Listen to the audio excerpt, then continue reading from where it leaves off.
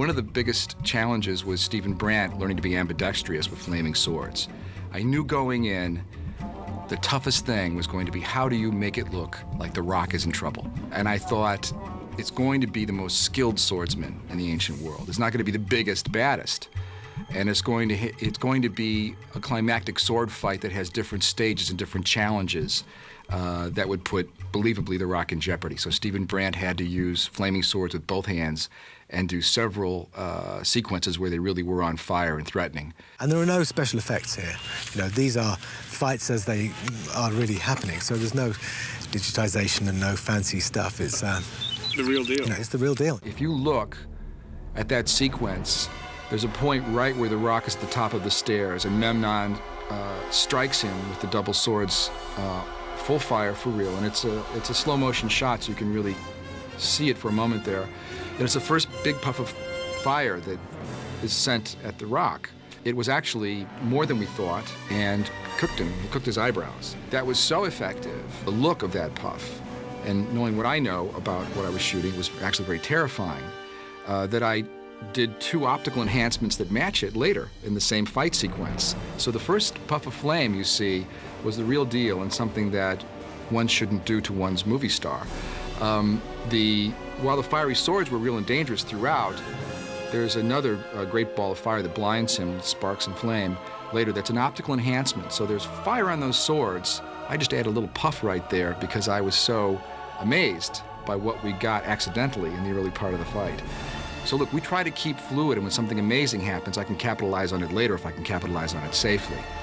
But each one of those strikes were really thrilling. That was a live show. That was a damn good live show, which movie filming usually is not. And I tried to use as much open cuts and as few camera tricks as possible to show to the audience The Rock was really doing it.